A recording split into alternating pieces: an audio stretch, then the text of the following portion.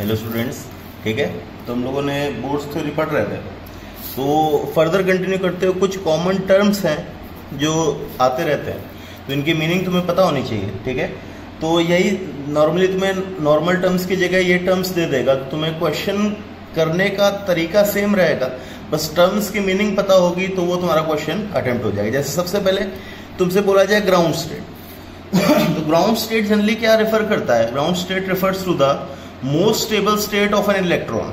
Most stable state, या फिर मैं बोल सकता हूँ लीस्ट एनर्जी स्टेट, क्योंकि तुम्हें बताया था कि stability is inversely proportional to energy. तो अगर स्टेबिलिटी बढ़ेगी तो एनर्जी क्या होगी? कम हो जाएगी, ठीक है। तो जनरली अगर मैं बोलूं for hydrogen like species, hydrogen like species का मतलब क्या है? वन इलेक्ट्रॉन सिस्टम, ठीक है। अभी हम लोग सिर्फ किसकी बात कर रहे हैं? हाइड्रोजन लाइक स्पीशीज के लिए तुम्हारी मोस्ट स्टेबल स्टेट क्या होगी?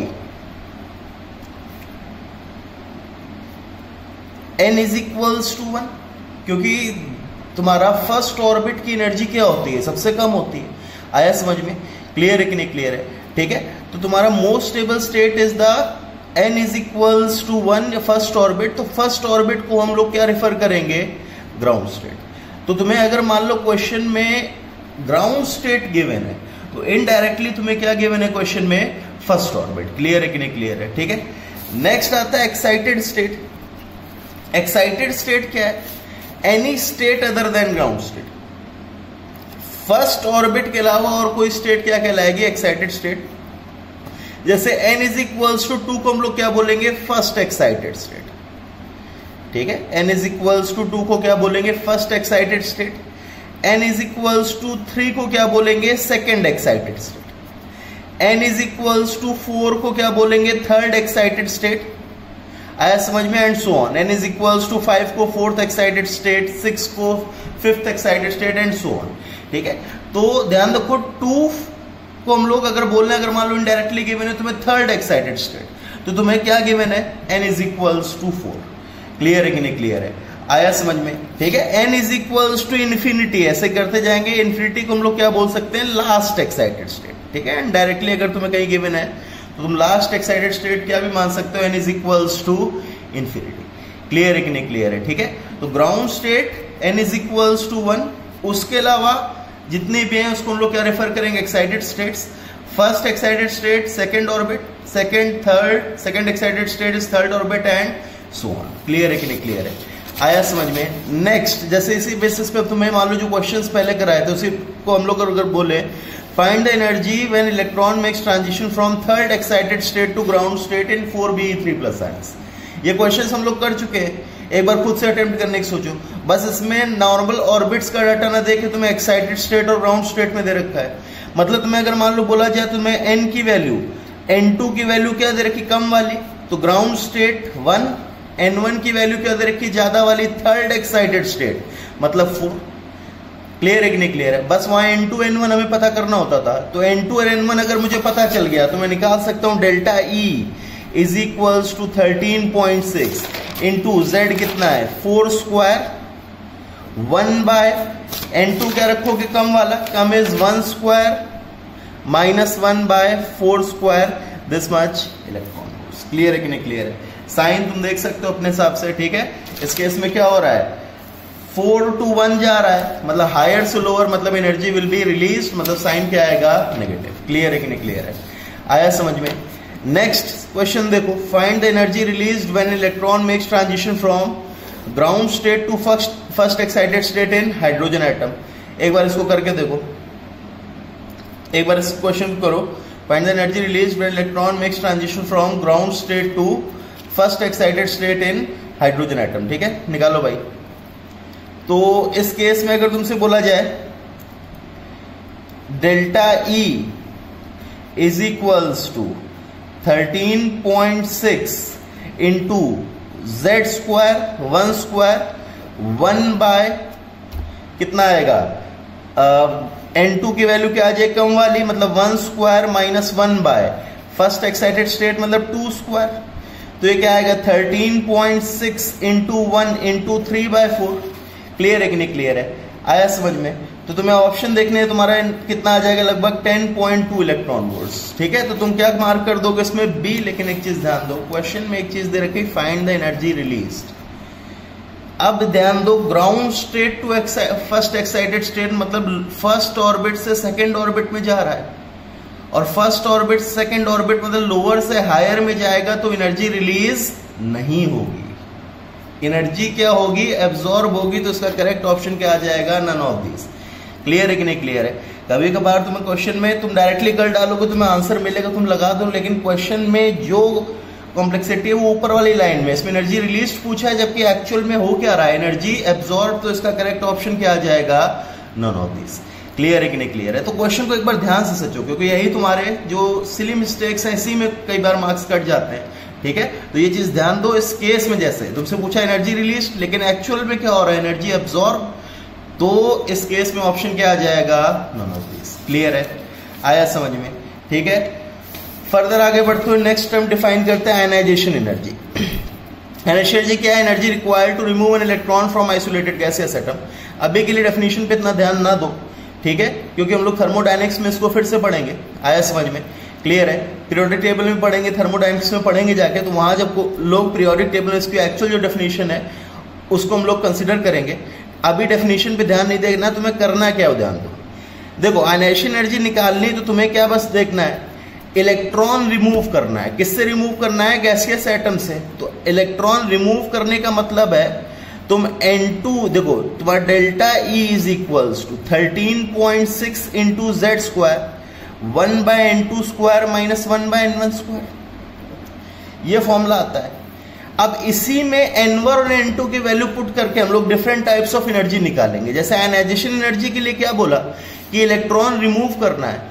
रिमूव करने का मतलब है N2 इज इक्वल्स टू 1 से N1 इज इक्वल्स टू कहां पे ले जाना है, इनफाइनाइट।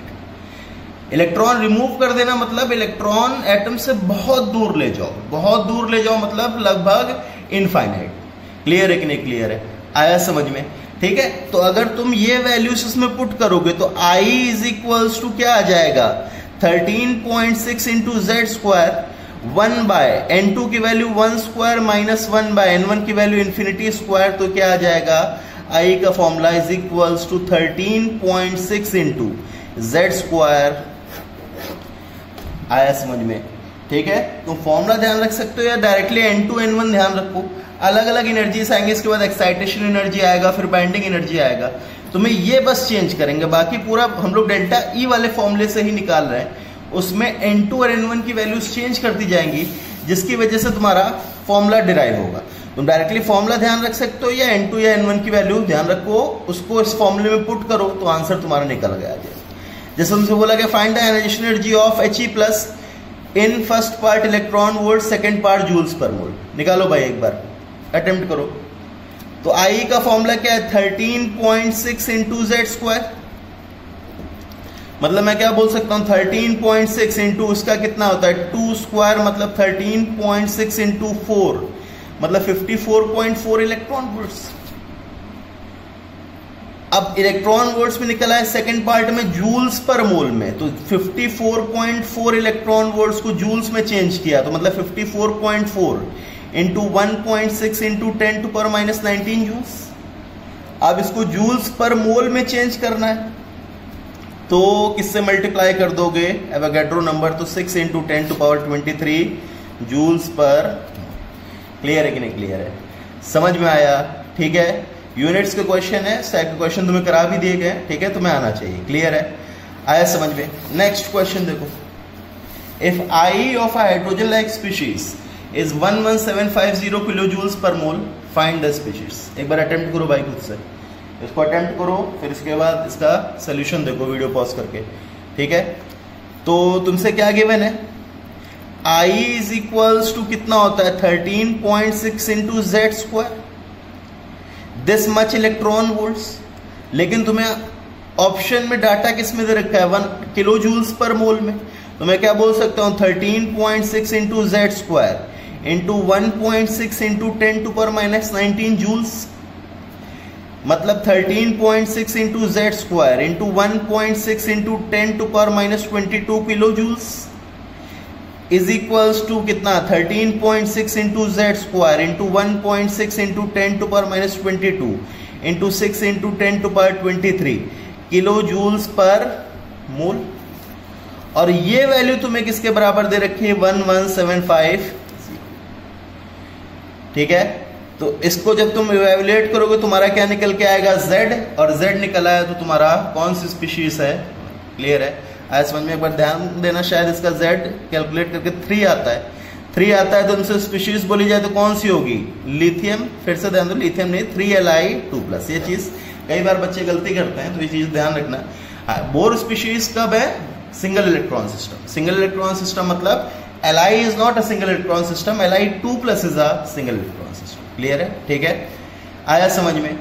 फर्दर बढ़ते हुए सेकेंड टाइप जो हमारी एनर्जी आती है दैट इज एक्साइटेशन एनर्जी। फिर से डेफिनेशन एक बार ध्यान दो, energy required to excite an electron from ground state to excited state. ठीक है, डेफिनेशन ध्यान दो ना दो, तुम्हें N2 और N1 पता होना चाहिए। तो देखो इस केस में मैंने बोला क्या है कि एक्साइट कहां से करना है, ग्राउंड स्टेट। तो N2 की वैल्यू क्या आ गई 1, लोअर वैल्यू क्या आ गई 1, और हायर वैल्यू तुम्हारी डिफाइंड नहीं है क्योंकि एक्साइटेड स्टेट का ही हो सकती है। फर्स्ट एक्साइटेड स्टेट मतलब second orbit, second excited state मतलब तुम्हारा third orbit and so on. Clear है कि नहीं, क्लियर है, आया समझ में। ठीक है, तो N1 की वैल्यू तुम्हारी वेरिएबल है, तो N1 की वैल्यू वेरिएबल लेके अगर मैं एक्साइटेशन एनर्जी का फॉर्मूला डिराइव करूंगा 13.6 into Z square 1/1 square minus 1/N1 this much electron volts. तो फॉर्मूला क्या आ जाएगा 13.6 into Z square 1 minus 1/N1 electron volts. Clear है, आया समझ में। ठीक है, कोई नया फॉर्मूला नहीं, सेम पुराने वाले फॉर्मूले से ड्राइव करें, इसीलिए तुम्हें सिर्फ ध्यान क्या रखना है N2 और N1। ठीक है, अब ध्यान दो, अगर मान लो तुम्हें इसमें गिवन है तुम्हें फर्स्ट एक्साइटेशन एनर्जी निकालना है। ठीक है, फर्स्ट एक्साइटेशन एनर्जी का मतलब है, देखो N2 तो तुम्हारा 1 था, N1 वेरिएबल था। अब फर्स्ट एक्साइटेशन एनर्जी का मतलब है फर्स्ट एक्साइटेड स्टेट में ले जाने में कितनी एनर्जी लगी। तो फर्स्ट एक्साइटेड स्टेट मतलब N1 की वैल्यू क्या आ जाएगी 2। समझ में आया, फर्स्ट एक्साइटेड स्टेट मतलब N1 is equals to first excited state, और फर्स्ट एक्साइटेड स्टेट मतलब N1 की वैल्यू क्या आएगी, मतलब तुम्हारा फॉर्मूला क्या बन जाएगा एक्साइटेशन एनर्जी का, is equals to 13 excitation energy का 13.6 into Z square 1/1 square minus 1/। अगर तुम्हें मान लो बोला जाए सेकेंड एक्साइटेशन एनर्जी निकालना है, सेकेंड एक्साइटेशन एनर्जी मतलब N2 फिर से फिक्स, N1 की वैल्यू। अब सेकेंड एक्साइटेशन एनर्जी मतलब सेकेंड एक्साइटेड स्टेट मतलब N1 इज इक्वल्स टू 3। तो सेकेंड एक्साइटेशन एनर्जी का फॉर्मूला क्या आ जाएगा 13.6 into Z square 1/1 square minus 1/3 square. Clear है कि नहीं, क्लियर है, आया समझ में। सिमिलरली थर्ड एक्साइटेशन एनर्जी में क्या हो जाएगा तुम्हारा N2 इज इक्वल्स टू 1 से N1 is equals to third excited state मतलब फोर्थ एक्साइटेड स्टेट में N1 की वैल्यू क्या आएगी 5 एंड सो ऑन। फॉर्मूले पुट करते जाओगे तुम्हारे आंसर निकलते जाएंगे। अलग अलग तुम्हें फॉर्मूले ध्यान नहीं रखने, तुम्हें बस N2 और N1 की वैल्यू पता होनी चाहिए, वो तुम आसानी से निकाल सकते हो। क्लियर है, आया समझ में। जैसे अगर तुमसे बोला जाए find the excitation energy of second excited state of hydrogen atom, या फिर इनडायरेक्टली तुमसे बोला जाए find the second excitation energy of H atom. ठीक है, एक बार इसको अटेम्प्ट करो भाई, खुद से अटेम्प्ट करो, वीडियो पॉज करो। तो सेकेंड एक्साइटेशन एनर्जी का मतलब N2 और N1 की वैल्यू बता दो बस। N2 इज इक्वल्स टू 1 से N1 इज इक्वल्स टू हम लोगों ने सेकेंड एक्साइटेड स्टेट मतलब 3, मतलब मैं क्या बोलूंगा excitation energy, second excitation energy is equals to 13.6 into Z square 1/N2 square minus 1/N1 square electron volts, मतलब 13.6 इंटू जेड कितना है 1, हाइड्रोजन एटम है, 1/N2 की वैल्यू 1 स्क्वायर माइनस 1/। क्लियर है कि नहीं, क्लियर है, समझ में आया। ठीक है, ठीक है, इसका तुम्हारा कैलकुलेट करोगे तुम्हारा आंसर निकल के चला आएगा। नेक्स्ट अगर तुमसे बोला जाए क्वेश्चन देखो, if ionisation energy of a sample is 54.4 electron volts, find first part sample, second part third excitation energy, और थर्ड पार्ट लिख लो angular momentum of fourth excited state. ठीक है, करो भाई एक बार। तो मैं आयनाइजेशन एनर्जी गिवन है, ठीक है, तो मैं ये 3 निकालने एक बार अटेम्प्ट करो। ठीक है, तो अगर मान लो बोलोगे I is equals to, formula क्या होता है 13.6 into Z square electron volts. तो ये तुम्हें कितना गिवन है 54.4। तो अगर 54.4 है तो Z square is equals to, यहां से करोगे तो कितना आ जाएगा 4, और Z square is equals to 4 आ गया, तो जेड इज इक्वल्स टू 2, और जेड इज इक्वल्स टू 2 मतलब तुम्हारा सैंपल कौन सा है 2He+। ठीक है, आया समझ में? सैंपल कौन सा है तुम्हारा 2He+। अब तुम्हें सेकंड पार्ट का निकालना है third excitation energy. Third excitation energy मतलब N2 और N1 की वैल्यू बता दो। N2 इज इक्वल्स टू 1 रहेगा, N1 is equals to third excited state. Third excited state मतलब N1 इज इक्वल्स टू क्या हो गया 4। तो मतलब क्या बोलोगे, third excitation energy is equals to 13.6 into Z square 1 by कितना आएगा, जेड कितना है तुम्हारा 2, तो 2 square 1 by 1 square minus 1 by 4 square, this much electron volts. Clear है कि नहीं क्लियर है? आया समझ में? ठीक है, और third part angular momentum of fourth excited state. Fourth excited state मतलब n इज इक्वल्स टू 5, और एंगुलर मोमेंटम का फॉर्मूला क्या होता है, angular momentum, orbit angular momentum का तुम्हारा फॉर्मूला हम लोगों ने बोर्ड्स थ्योरी में क्या पढ़ा था, इज इक्वल्स टू nh/2π। मतलब तुम्हारा क्या हो रहा है, n मतलब कितना 5 इंटू h बाय, क्लियर है कि नहीं क्लियर है? आया समझ में? ठीक है, क्लियर है? अच्छा, इसमें एक चीज और ध्यान दो, आयनाइजेशन एनर्जी हो गया या एक्साइटेशन एनर्जी हो गया, इस केस में हम लोग हमेशा लोअर ऑर्बिट से हायर ऑर्बिट में जा रहे हैं। देखो इसमें ग्राउंड स्टेट टू इंफिनिटी मतलब लोअर से हायर, इसमें भी ground state to excited state मतलब लोअर टू हायर। मतलब एक्साइटेशन एनर्जी और आयनाइजेशन एनर्जी दोनों का साइन क्या आएगा, पॉजिटिव। क्लियर है? क्योंकि दोनों में हम लोग लोअर स्टेट से हायर स्टेट पे जा रहे हैं, मतलब तुम्हारा लेस एनर्जी से हायर एनर्जी पे, और लेस एनर्जी से हायर एनर्जी पे जा रहे हैं तो तुम्हारा साइन क्या आएगा इनका, पॉजिटिव। ठीक है, both ionisation energy and excitation energy will have positive sign. Clear है कि नहीं क्लियर है? ठीक है, तो इसको फिर फर्दर कंटिन्यू करेंगे। ठीक है, थैंक यू।